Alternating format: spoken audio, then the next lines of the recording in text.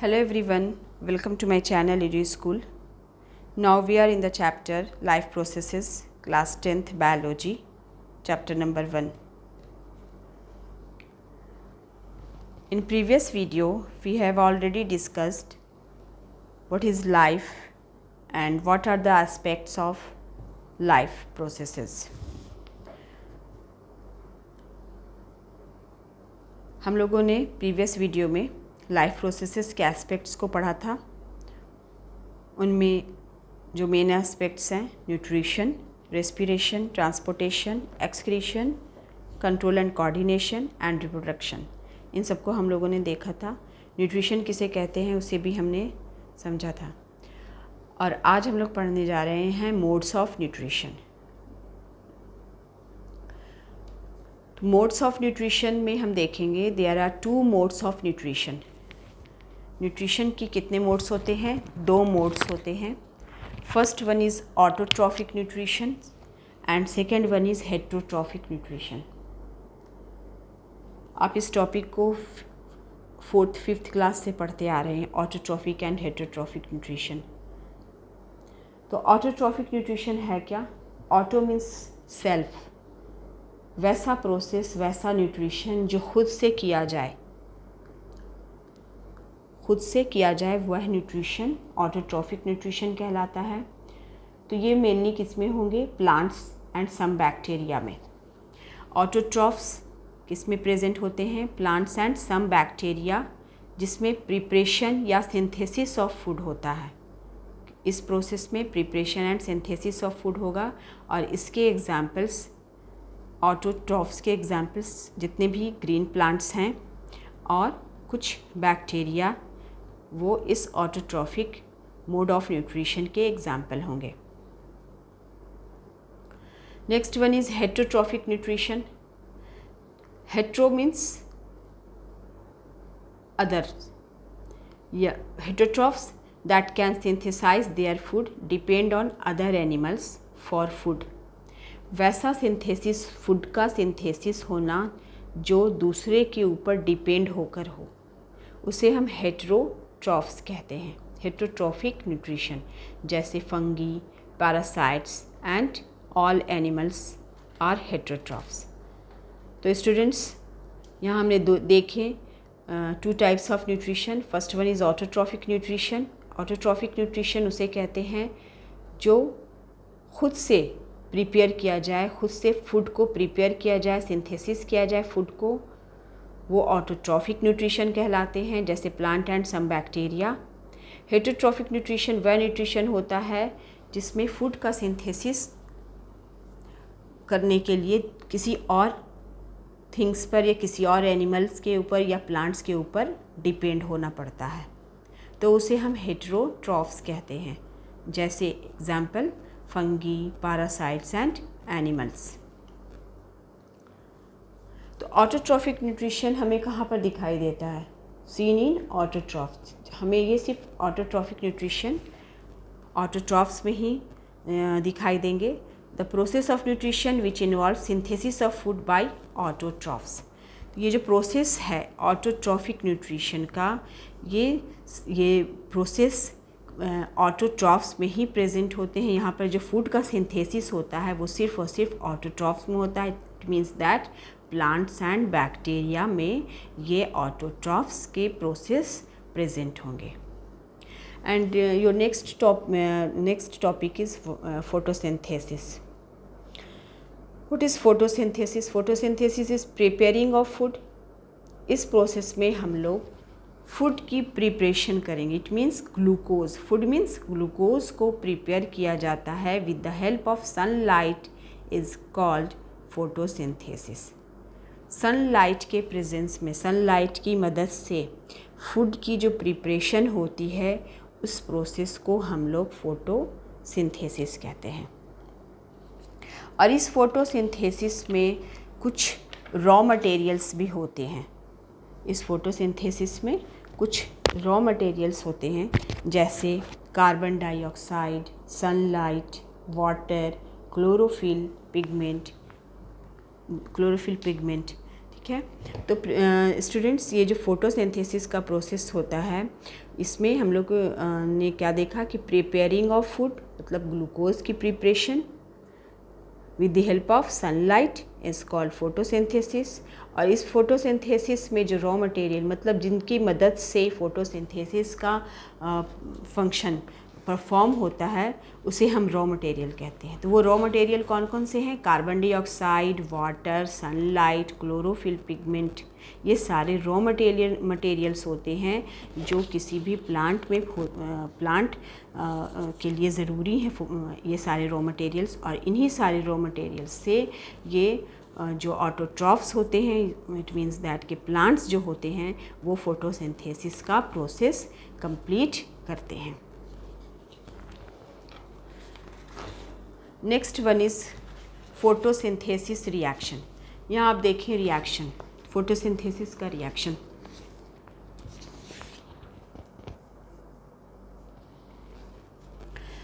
Photosynthesis के reaction के लिए यहाँ carbon dioxide plus water CO2 plus water H2O, ये दोनों कंबाइन होते हैं। कार्बन डाइऑक्साइड एंड वाटर, ये दोनों कंबाइन होकर किसके प्रेजेंस में? सनलाइट और क्लोरोफिल के प्रेजेंस में। ये दोनों कंबाइन होंगे सनलाइट और क्लोरोफिल के प्रेजेंस में, और it gives glucose C6H12O6 and by product oxygen O2 plus water H2O। यहाँ हमने इस पूरे रिएक्शन को, फोटोसिंथेसिस के रिएक्शन को बैलेंस किया है। C6 कार्बन एंड यहाँ आप देखिए बैलेंस है कंप्लीट ये equation. 6 CO2 plus 12 H2O, it gives C6H12O6 plus 6 O2 plus 6 H2O। You can check and observe it is balanced or not. Okay, next one is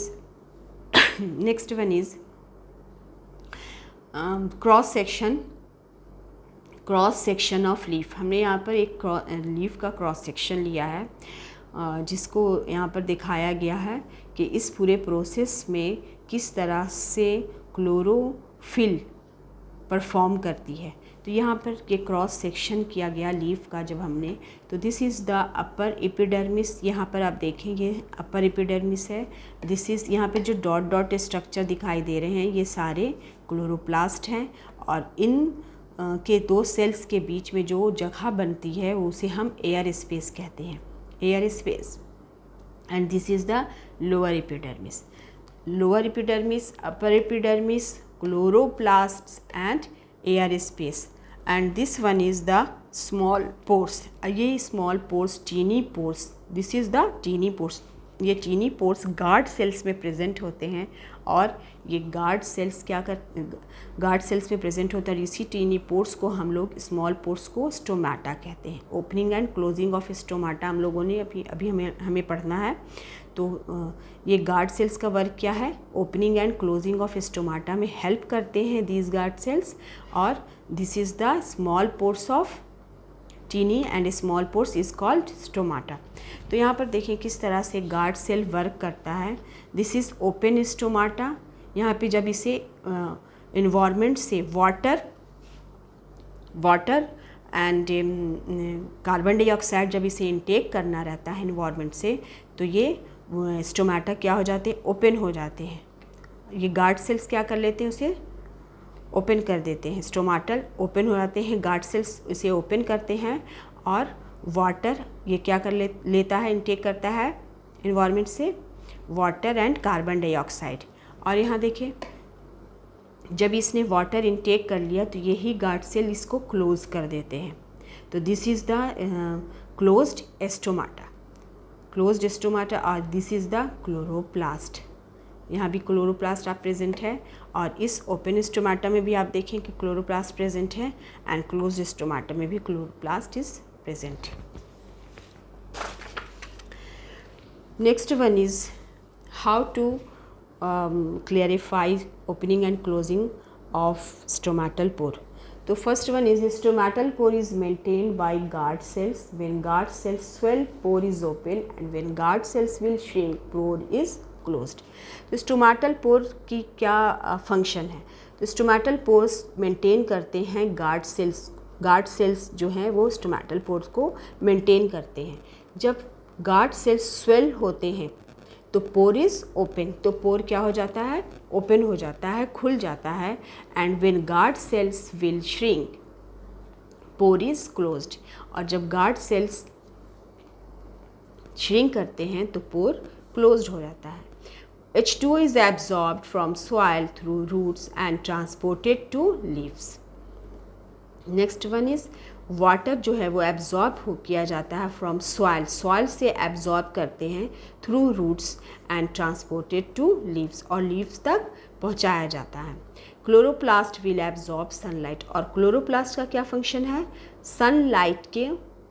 sunlight को absorb करना for various function. Chloroplast will absorb sunlight. तो यहाँ पर आप देखें कुछ functions थे जो हमारे फोटोसिंथेसिस में परफॉर्म होते हैं. First one is stomatal pore is maintained by guard cells. Stomatal pore maintain होते हैं गार्ड सेल्स से. जब when guard cells swell pore is open and when guard cells will shrink pore is closed. Another one example is definition is H2O is absorbed from soil through roots. Water soil से roots के ज़रिए transport किया जाता है from roots to leaves. And chloroplast will absorb sunlight. Chloroplast का काम क्या है? सनलाइट को एब्जॉर्ब करना for food synthesis. And now steps involve in photosynthesis. Photosynthesis के स्टेप्स देखेंगे अब हम. Absorption of light energy by chlorophyll. Light energy का एब्जॉर्प्शन होता है किसके ज़रिया? क्लोरोफिल के ज़रिया. Conversion of light energy into chemical energy and splitting of H2O molecule into H2 and O2. यहाँ पर लाइट एनर्जी कन्वर्ट होती है किसमें? केमिकल एनर्जी में, और स्प्लिट हो जाती है. और ये स्प्लिट हो जाती है किस वाटर में. एंड वाटर जो है वो स्प्लिट कर जाता है इसमें H2 एंड O2 में. Okay. And next one is reduction of carbon dioxide to carbohydrates glucose. Carbohydrates से रिडक्शन होता है हाइड्रोजन का. तो reduction of carbon dioxide to carbohydrates glucose का what is reduction? Addition of H2 is called reduction. Okay. तो addition, जब hydrogen का addition होता है कार्बन डाइऑक्साइड में तो उसे हम रिडक्शन कहते हैं. तो reduction of carbon dioxide to carbohydrates. Oxygen is by product. It will coming out side along with water. और ऑक्सीजन क्या है? इज बाई प्रोडक्ट है और ये बाहर आ जाता है अलॉन्ग विथ वाटर. ऑक्सीजन के साथ, वाटर के साथ ऑक्सीजन बाई प्रोडक्ट के फॉर्म में बाहर आ जाता है. तो these all are the steps involve in photosynthesis. Photosynthesis को परफॉर्म करने के लिए ये सारे स्टेप्स ज़रूरी होते हैं. बिना इस स्टेप के फोटोसिंथेसिस का परफॉर्म होना बिल्कुल हो भी नहीं सकता स्टेप्स, इन सारे स्टेप्स के बिना. तो first one is absorption of light energy by chlorophyll. Chlorophyll की मदद से एब्जॉर्ब होती है light energy. Conversion of light energy into chemical energy. Light energy convert होती है केमिकल एनर्जी में और स्प्लिट हो जाती है, splitting of water into H2 and O2 में. वाटर स्प्लिट होता है हाइड्रोजन एंड ऑक्सीजन में. Reduction of carbon dioxide to carbohydrates. Reduction होता है कार्बन डाइऑक्साइड का, कार्बोहाइड्रेट में चेंज हो जाते हैं ग्लूकोज. रिडक्शन मीन्स होते हैं addition of hydrogen, is called reduction. And next one is O2 is by product. Oxygen क्या है? बाई प्रोडक्ट है. And it will coming outside along with water. Oxygen is by product और ये water के साथ बाहर आ जाता है. तो these all are the steps involve in photosynthesis. I hope कि आपको ये सेशन समझ में आया होगा. नेक्स्ट सेशन के लिए हम लोग नेक्स्ट वीडियो में मिलते हैं. तब तक के लिए गुड बाय, थैंक्स।